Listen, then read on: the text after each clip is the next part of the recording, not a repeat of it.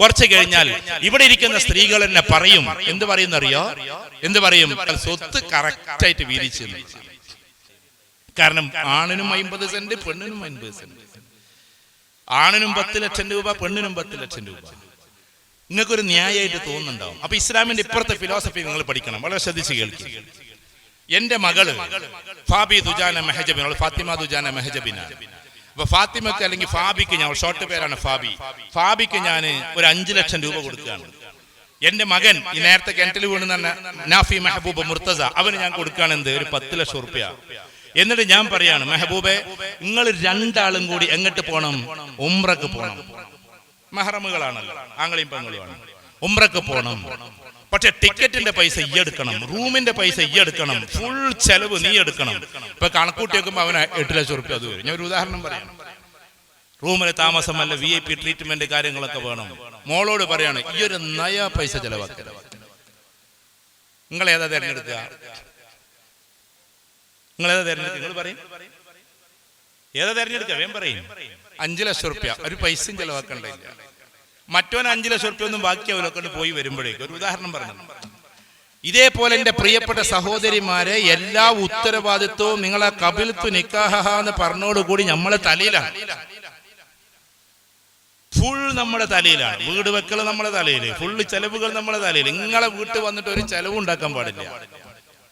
നമ്മളവിടെ ചില തലകുത്തനൊക്കെ നടന്നിട്ടുണ്ടാവും, അത് വേറെ കാര്യം. അത് നമ്മളത് സ്പെഷ്യലാണ്, അല്ലാതെ ഇസ്ലാമിന്റെ സ്പെഷ്യൽ അല്ല. ചുരുക്കി പറഞ്ഞാൽ നിങ്ങൾക്ക് ഒരു ചെലവില്ല, നിങ്ങൾക്ക് ഫ്രീ ആയിട്ട് തരാൻ പറഞ്ഞിരിക്കുകയാണ്. എന്നിട്ട് ഇപ്പൊ ഇരുന്നിട്ട് ഓരോ ആളുകൾ പറയാണ്, ഇത് കണ്ടില്ലേ, പെണ്ണിന് പകുതിയെ കൊടുത്തിട്ടുള്ളൂ, ആണിന് ഇരട്ടിയാ കൊടുത്തത്. ഈ ഉത്തരവാദിത്തം പറയാത്തത് പറഞ്ഞാൽ നമുക്കും തോന്നും ശരി തന്നെയല്ലേ എന്ന്. ഉത്തരവാദിത്തം പറയണവിടെ ഫവൈലുൽ മുസല്ലീൻ, നിസ്കരിക്കുന്നവർക്ക് നാശമാണ്, എന്നാ പരിപാടി നിർത്തിയേക്കാം, നിസ്കരിക്കുന്നവർക്ക് നാശാകട്ടെ എന്നുള്ളതാണോ തോന്നേണ്ടത്? അതിന്റെ അപ്പുറത്തായത്തും കൂടി ഓതണം, ഫവൈലുൽ മുസല്ലീൻ അല്ലദീന ഹും അൻ സലാത്തിഹിം. നിസ്കാരത്തിൽ അശ്രദ്ധമായി. അപ്പൊ ഇത് പകുതി പറഞ്ഞുകൊണ്ട് നിർത്തല്ലേ? ചില ആളുകൾ പറയും, പെണ്ണിന് 4 സാക്ഷി വേണത്രേ, ആണിന് 2 സാക്ഷി മതി. ഇത് ഇനീക്വാലിറ്റി അല്ലേ? ഇത് സത്യത്തിൽ ഈക്വാലിറ്റി അല്ലല്ലോ, തുല്യതയല്ലല്ലോ. ഇവിടെ ജെൻഡർ ഈക്വാലിറ്റി. അവിടെ എന്താ പറയുന്നത്? കടം വാങ്ങിക്കുന്ന സമയത്ത് 4 പെണ്ണുങ്ങൾ. ഈ കടം വാങ്ങിക്കാ കൊടുക്കുക എന്ന് പറഞ്ഞാൽ അതിന്റെ സാക്ഷിത്വം നിൽക്കുക എന്നാണ്. ചിലപ്പോൾ നമ്മളെ പൈസ പോകും. എനിക്കറിയാം, എന്റെ ഉപ്പാപ്പ അങ്ങനെയൊക്കെ കുറെ കാട്ടിക്കൂട്ടിയിരുന്നത്. ഉപ്പാപ്പാണ്ട് പറയുന്ന മഹലിലെ പ്രധാനപ്പെട്ട ഒരാളായതുകൊണ്ട് ഓൻ തന്നില്ലെങ്കിൽ ഞാനാണ്ട് തരാന്ന് പറയും. ഈ അടുത്തിടെ ഞങ്ങളുടെ നാട്ടിൽ മരിച്ചുപോയി പാവം നമ്മളൊരു കുമ്മാളുണ്ടായിരുന്നത്, പിന്നെ മമ്മൂട്ടിയാക്കാന്ന് പറഞ്ഞ ആള്. മൂപ്പര് എത്ര തവണ പറയണ്ട, ഓൻ തന്നില്ലെങ്കിൽ ഞാനാണ്ട് തരാന്ന് പറയും. ആ കൊടുക്കേണ്ടി വരും ചിലപ്പോൾ ഈ സാക്ഷിത്വം. ഒരു ഉദാഹരണം പറയാണ്. ആ സമയം വന്നപ്പോ നിങ്ങളെ ഫ്രീ ആക്കി, നിങ്ങൾ 4 പെണ്ണുങ്ങൾ ആണുങ്ങളെ തലയിലാണ്ട് ഇട്ടുകൊടുത്ത് നിങ്ങൾ 2 ആള് മതിയെന്ന്. നേരെ റിവേഴ്സിൽ നിങ്ങൾ ചിന്തിക്കുക. ഇതിന്റെ മറുവശം പറയുമ്പോൾ നമുക്ക് മനസ്സിലാവും. ഖുർആൻ അതാണ്. ഖുർആൻ ലോജിക്കലി നിങ്ങളൊന്ന് അതിനൊന്ന് അപ്രോച്ച് ചെയ്യും.